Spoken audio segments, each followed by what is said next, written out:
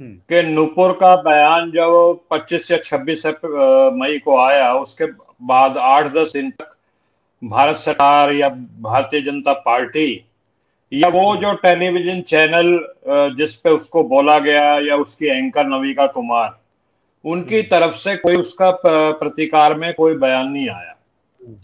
तो एक बात तो साफ है कि भारतीय जनता पार्टी हो या भारत की सरकार हो या वो जो टाइम्स नाउ का जो चैनल था, इनको 20 करोड़ जो भारत के मुसलमान थे उनकी प्रतिक्रिया से कोई लेना देना नहीं था, उनको कोई महत्व नहीं दे रहे थे ये। ठीक है, रिएक्शन तब हुआ जब बाहर के देशों से इस तरह की प्रतिक्रिया आई। अब ये समझने की बात है, कुछ लोग ये कहते हैं कि जी भारत के बहुत भारी संख्या में कामगार जो हैं वो वहां पे गए हुए हैं गल्फ कंट्रीज में और उनको आर्थिक नुकसान पहुंच सकता है। ये सच्चाई भी है। 3 करोड़ भारतीय जो हैं वो विदेशों में हैं, उसमें से 1 करोड़ जो है करीब करीब वो गल्फ कंट्रीज में है।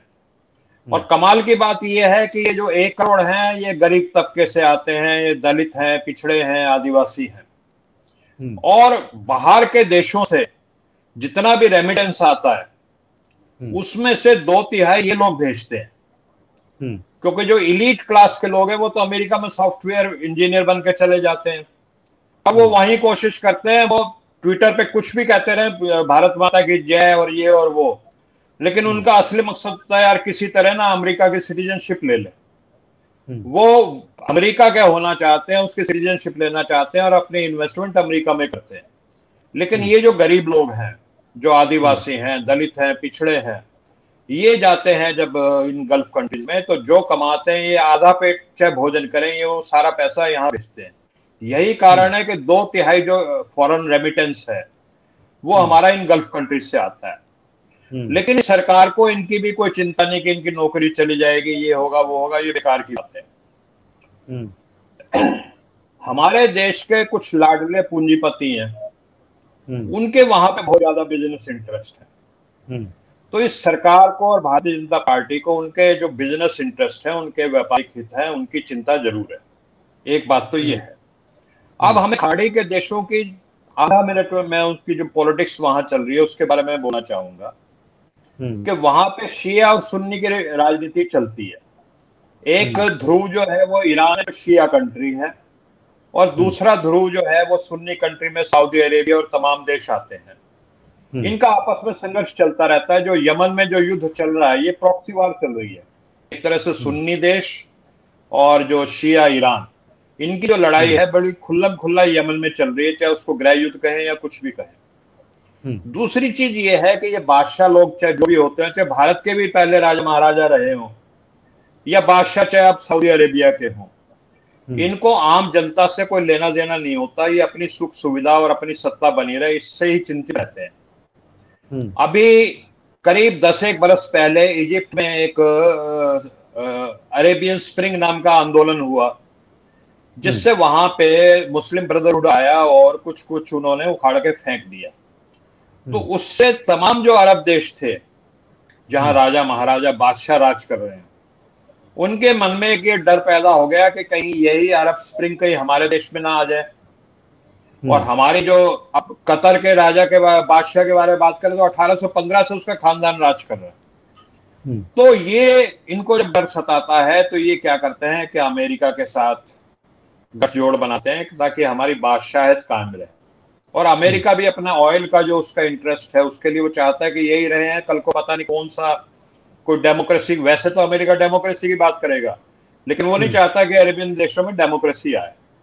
तो वो चाहता है कि यही बादशाह राज करें ताकि ये हमारी कठपुतली बने रहे, जैसे हम चाहते हैं वैसे ये नाचते हैं। अब ये जो प्रॉफेट मोहम्मद के बारे में जो भारत में कहा गया वो ट्रिकल डाउन जो है बात उन अरब देशों की जनता में पहुंचने लगी। तो हालांकि ये तो उनको रिझाने की कोशिश करते हैं, पैम्पर करते हैं, बादशाह उनको खुश रखने की कोशिश करते हैं कि जनता से विद्रोह ना हो जाए, जो वहां की सऊदी अरेबिया और बादशाहों की देश जनता है।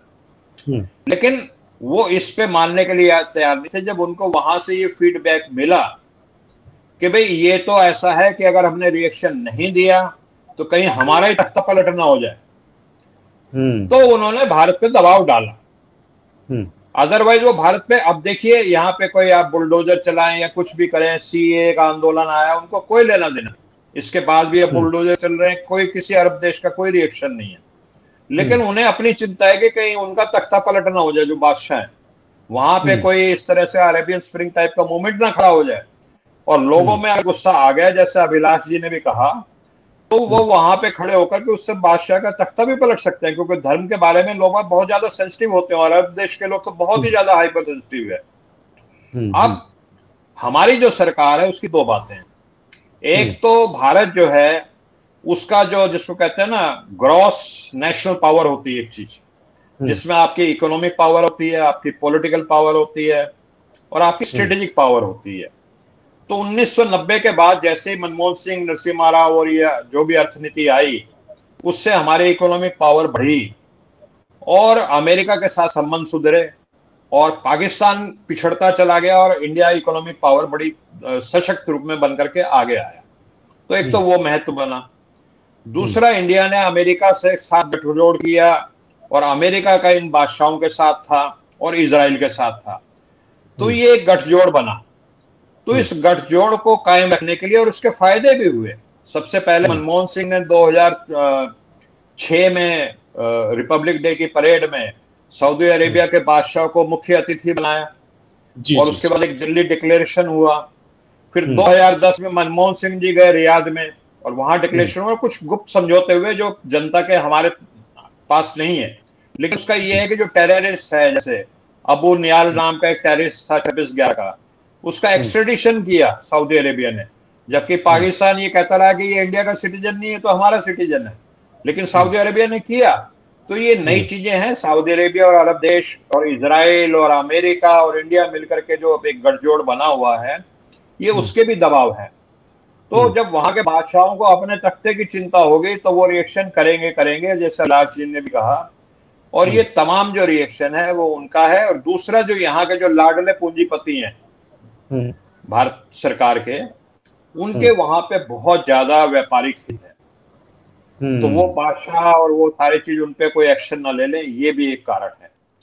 अदरवाइज इस तरह की चीजें नहीं होती। तो ये वहां की, मैं संक्षिप्त में कहूँ तो ये अरेबियन और इंडिया की जो पॉलिटिक्स इस समय चल रही है वो ये है जी।